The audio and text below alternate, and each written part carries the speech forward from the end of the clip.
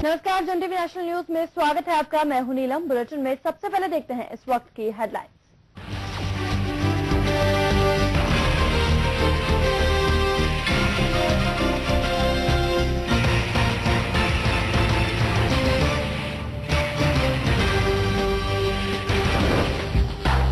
Anti rape bill पर आखिरकार लगी संसद की मोहर। राज्यसभा में पास होने के बाद अब राष्ट्रपति की स्वीकृति का इंतजार।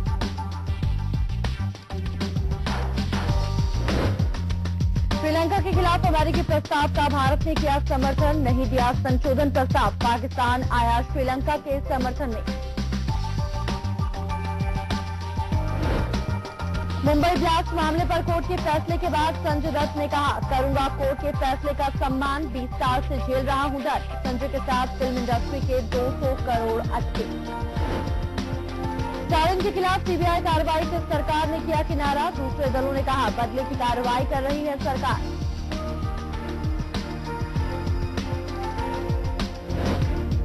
और केजरीवाल और अन्ना के बीच कम नहीं हुई दूरियां। अन्ना ने कहा, 23 मार्च को नहीं बैठेंगे अरविंद के अनशन में। 31 मार्च से जनरल वीके सिंह के साथ शुरू करेंगे जनतंत्र यात्रा।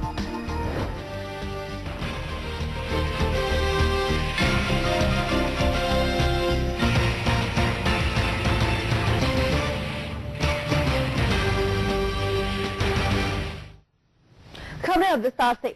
महिलाओं की सुरक्षा से जुड़ा एंटी रेप बिल गुरुवार को राज्यसभा में भी पास हो गया है। अब इस बिल को राष्ट्रपति के पास भेजा जाएगा हस्ताक्षर के लिए। इससे पहले मंगलवार को लोकसभा ने भी इस बिल को मंजूरी दे दी थी। महिलाओं के खिलाफ अपराध में मामलों में कड़ी सजा के प्रावधान वाले अपराध कानून संशोधन बिल 2013 को लोकसभा ने मंगलवार को मंजूरी दी, जिसमें महिलाओं के खिलाफ तेजाब के हमले, उन्हें घूरने और पीछा करने जैसे कृत्यों के लिए भी कड़े प्रावधान रखे गए हैं। महिलाओं पर होने वाले एसिड हमलों के मामलों में उम्र कैद की सजा के प्रावधान के खिलाफ लोकसभा में मतदान हुआ। 16 दिसंबर 2012 को दिल्ली में एक महिला के साथ हुए गैंगरेप के बाद शुरू हुए भारी विरोध प्रदर्शन और कड़े कानूनों की मांग को मद्देनजर रखते हुए सरकार ये बिल लेकर आई है।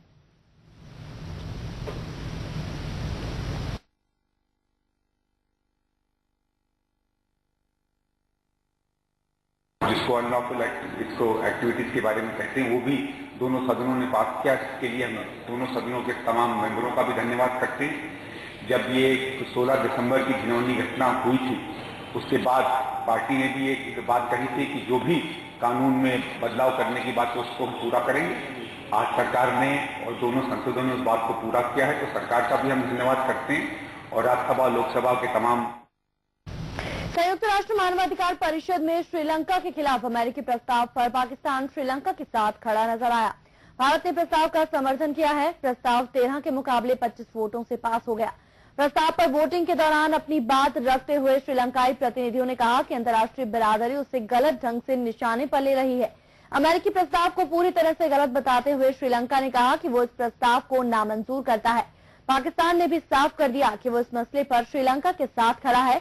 पाकिस्तानी प्रतिनिधि ने श्रीलंका को विदेशी आतंकवाद का शिकार बताते हुए कहा कि वो इस प्रस्ताव के खिलाफ वोट देगा। भारतीय प्रतिनिधि ने कहा कि परिषद को श्रीलंका में अनावश्यक दखलंदाजी से बचना चाहिए। भारत ने कहा कि हालांकि वो श्रीलंका में होने वाली घटनाओं से पूरी तरह अछूता नहीं रह सकता। उसने श्रीलंका सरकार पर लग रहे मानवाधिकार उल्लंघन के आरोपों की स्वतंत्र और निष्पक्ष जांच करवाए जाने की जरूरत बताई है। लेकिन वोटिंग के दौरान भारत ने इस प्रस्ताव के पक्ष में वोट दिया। मुंबई में 1993 ब्लास्ट मामले में सुप्रीम कोर्ट ने फैसला सुना दिया है। सुप्रीम कोर्ट ने बड़ा फैसला सुनाते हुए याकूब मेमन की फांसी की सजा को बरकरार रखा है, जबकि दूसरे 10 लोगों की फांसी की सजा को सुप्रीम कोर्ट ने उम्र कैद में तब्दील कर दिया। वहीं सुप्रीम कोर्ट ने अन्य 17 लोगों की उम्र कैद को बरकरार रखा है।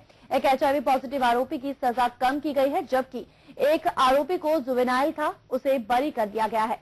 गौरतलब है कि मुंबई में 12 मार्च 1993 को सुनियोजित तरीके से 13 बम विस्फोट की घटनाओं में 257 लोग मारे गए थे और 713 जख्मी हुए थे। देश में पहली बार RDX की मदद से ये विस्फोट किए गए थे। विस्फोटों की इन घटनाओं में 28 करोड़ रुपए की संपत्ति का नुकसान हुआ था। मुंबई स्टॉक एक्सचेंज की इमारत, नरीमन पॉइंट पर एयर इंडिया भवन, वर्ली में सेंचुरी बाजार के सामने होटल सी रॉक और जुहू सेंटर सहित 12 स्थानों पर ये विस्फोट किए गए थे। था कि जो लोग यहाँ से दुबई गए और फिर दुबई से उनको पाकिस्तान ले जाया गया, तो उनके लिए जैसे वो ग्रीन चैनल एंट्री थी, बिकॉज वहाँ पर उनका कोई रिकॉर्ड नहीं है कि उनकी एंट्री या एग्जिट हो। बस दुबई से उनको ग्रीन चैनल के तौर पर उनको पासपोर्ट से एंट्री मिल गई और उनको ट्रेनिंग आईएसआई के मेंबर्स ने दी है। तो पाकिस्तान का जहाँ तक सवाल उठता है वो ये है कि आईएसआई वालों ने काफी हद तक ये सारे काम किए हैं और ट्रेनिंग दी है। और वो बॉलीवुड स्टार संजय दत्त को 1993 सीरियल बम ब्लास्ट केस में 5 साल की सजा सुनाई गई है। संजय दत्त पहले ही तकरीबन 1.5 साल की सजा काट चुके हैं। ऐसे में इस अभिनेता को अगले 3.5 साल जेल में ही बिताने होंगे। संजय दत्त को 1 महीने के अंदर सरेंडर करना होगा। बम ब्लास्ट के बाद 1993 में पहली बार संजय दत्त को गिरफ्तार किया गया था। उनके पास से एक 56 राइफल मिली थी। उन पर टाटा जैसे कड़े कानून लगे थे। 16 महीने की जेल के बाद अक्टूबर 1995 में संजय दत्त सुप्रीम कोर्ट से जमानत पर रिहा हुए। 2007 में उन्हें फिर से गिरफ्तार किया गया, लेकिन वो जल्द ही छूट गए।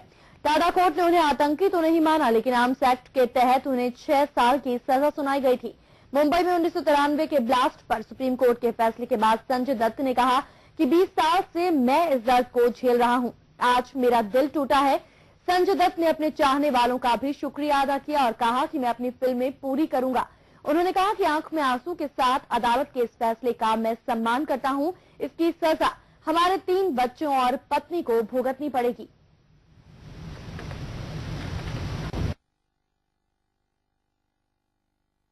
सुप्रीम कोर्ट के संजय दत्त की सजा बरकरार रखे जाने पर सांसद प्रिया दत्त की आंखों में आंसू छलक उठे। कोर्ट के फैसले के बाद संजय दत्त की बहन प्रिया दत्त ने कहा कि उनके पास अपनी भावनाओं को व्यक्त करने के लिए शब्द नहीं है। I don't know what to say right now. I don't know what to say right now. वहीं बॉलीवुड फिल्मों में अपने अभिनय की गहरी छाप छोड़ने वाले अभिनेता संजय दत्त राजनीति के क्षेत्र में भी हाथ आजमा चुके हैं। गंभीर भूमिकाओं से लेकर हास्य फिल्मों तक अपनी अदाकारी के जौहर बिखेरने वाले संजय दत्त का जन्म 29 जुलाई 1959 को मुंबई में हुआ था। नरगिस और सुनील दत्त जैसे प्रख्यात फिल्मी हस्तियों के बेटे संजय दत्त ने हिमाचल प्रदेश के सनावर स्थित लॉरेंस स्कूल से अपनी शिक्षा प्राप्त की। साल 1987 में संजय दत्त ने अभिनेत्री ऋचा शर्मा से विवाह किया और इस विवाह के कुछ समय बाद ही ऋचा शर्मा का ब्रेन ट्यूमर के कारण निधन हो गया। संजय दत्त और ऋचा की पुत्री त्रिशाला अमेरिका में अभी भी अपने नाना नानी के साथ रहती है। 1998 में संजय दत्त ने मॉडल रिया पिल्लई से दूसरा विवाह किया, लेकिन ये विवाह भी ज्यादा समय तक नहीं चल पाया। 2005 में इन दोनों का तलाक हो गया था। इसके 3 साल बाद यानी 2008 में मान्यता से संजय दत्त ने विवाह रचाया। 2010 में मान्यता ने जुड़वा बेटों को भी जन्म दिया। संजय दत्त ने साल 1971 में प्रदर्शित हुई फिल्म रेशमा और शेरा, जिसमें उनके पिता सुनील दत्त ने अभिनय किया था, इस फिल्म में बाल कलाकार के रूप में भी काम किया था। 1981 में रिलीज हुई फिल्म रॉकी संजय दत्त की पहली ऐसी फिल्म थी जिसमें उन्होंने नायक की भूमिका निभाई थी। 80 के दशक में संजय दत्त ने कई फिल्मों में काम किया, जिनमें नाम, विधाता, जीवा और ताकतवर जैसी प्रमुख फिल्में हैं। 1991 में फिल्म साजन और 1993 में आई फिल्म खलनायक के लिए संजय दत्त को फिल्म फेयर सर्वश्रेष्ठ अभिनेता के लिए नामांकित भी किया गया था। नायक नहीं, खलनायक हूँ मैं, नायक नहीं, खलनायक हूँ मैं। लेकिन संजय दत्त ने अपना पहला film fair best actor award film वास्तव के लिए, जो कि 1993 में आई थी, जीता था। फिर 2000 में संजय दत्त ने मिशन कश्मीर, जोड़ी नंबर 1, हसीना मान जाएगी, मुन्ना भाई, कांटे, हथियार, 10 और शूट आउट एट लोखंडवाला जैसी बड़ी फिल्मों में अभिनय किया। फिल्मों में अभिनय करने के अलावा संजय दत्त ने 2011 में प्रदर्शित हुई फिल्म रास्कल्स का भी निर्माण किया था। 1993 में मुंबई धमाकों में संजय दत्त का नाम भी जुड़ा। आतंकवादी गठबंधन और अवैध रूप से हथियार रखने जैसे देश विरोधी अपराध में संजय दत्त को अप्रैल 1993 में गिरफ्तार भी किया गया था।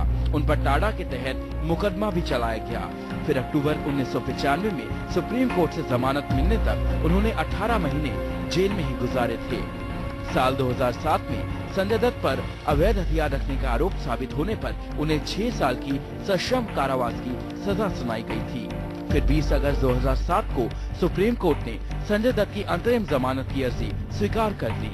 22 अक्टूबर 2007 को जमानत की अवधि समाप्त होने के बाद एक बार वो फिर जेल चले गए, लेकिन फिर 1 महीने बाद ही दोबारा जमानत पर रिहा हुए। जेल से रिहा होने के बाद संजय दत्त की नजदीकियां समाजवादी पार्टी से बढ़ने लगी थीं।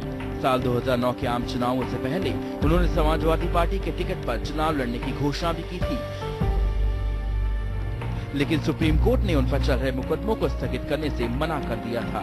इसके कारण उन्हें अपना नाम भी वापस लेना पड़ा।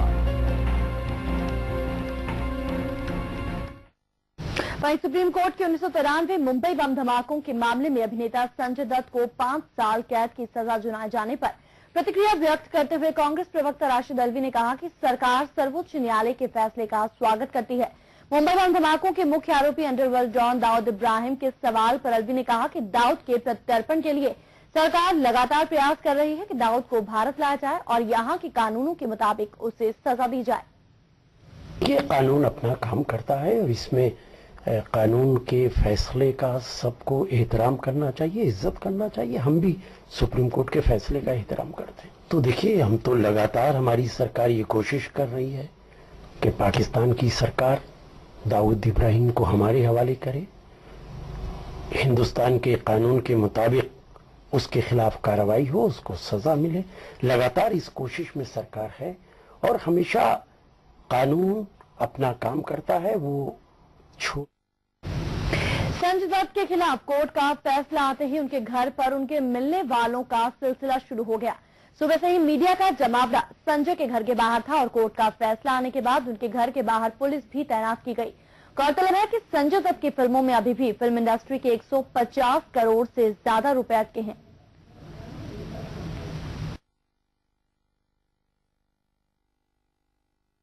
संजय दत्त पर अवैध हथियार रखने के आरोप में सुप्रीम कोर्ट ने फैसला सुनाया। इस फैसले पर संजू बाबा के प्रशंसकों की नजर तो थी ही, लेकिन सबसे ज्यादा नजर उन फिल्मकारों की थी जिनकी फिल्मों में संजय दत्त अभिनय कर रहे हैं। 2013-14 में रिलीज होने वाली 8 फिल्मों में संजय दत्त पर लगभग 1000 करोड़ का दांव लगा हुआ है।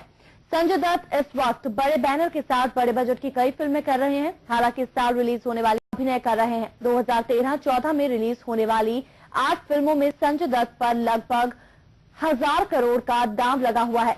संजय दत्त इस वक्त बड़े बैनर के साथ बड़े बजट की कई फिल्में कर रहे हैं। हालांकि इस साल रिलीज होने वाली कुछ फिल्मों की शूटिंग वो पूरी कर चुके हैं, लेकिन कुछ की शूटिंग अभी भी बाकी है। इस साल उनकी 5 फिल्में रिलीज होनी है। कुल मिलाकर आने वाले 2 सालों में संजय दत्त पर 1000 करोड़ का दांव लगा है और संजय दत्त के जेल जाने की खबर के बाद जाहिर है फिल्म इंडस्ट्री को काफी नुकसान होगा।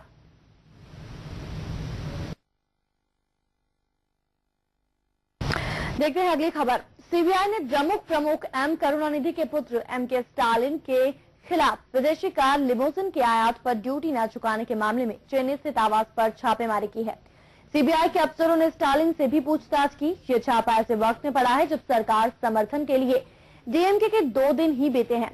डीआरआई ने सीबीआई से कंप्लेन विदेशी कार आयात के मामले में ड्यूटी चोरी की शिकायत की थी। इसके बाद सीबीआई ने 20 करोड़ रुपए के अवैध कार आयात मामले में स्टालिन के घर छापेमारी की। डीएमके नेता डीआर बालू ने कहा कि स्टालिन पर छापा बदले की कार्रवाई है, हम इस मामले को संसद में उठाएंगे।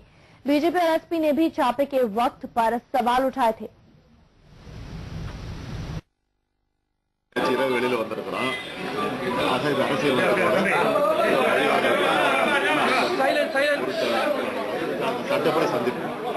சார் என்ன ரீசன்காக ரைட்ஸ் பண்றாங்க உங்களுக்கு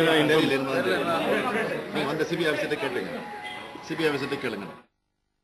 द्रमुक द्वारा संसद सरकार से समर्थन वापस ले जाने के 2 दिन बाद सीबीआई ने आज पार्टी प्रमुख एम करुणानिधि के पुत्र एमके स्टालिन के आवास समेत 19 स्थानों पर छापेमार कार्रवाई की। इस पर करुणानिधि ने कहा कि उनकी पार्टी को अक्सर झूठे आरोपों में फंसाया जाता रहा है। हालांकि उन्होंने ये भी कहा कि ये कदम राजनीति से प्रेरित भी हो सकता है और नहीं भी।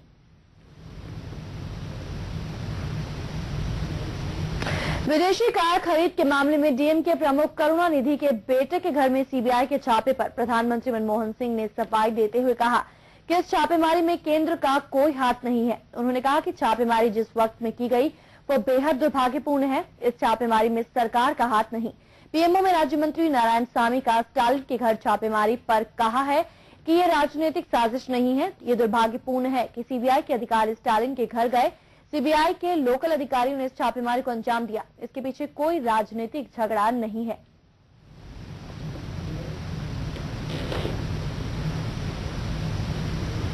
और फिलहाल बुलेटिन में वक्त है एक छोटे से ब्रेक का। लौटते हैं एक ब्रेक के बाद।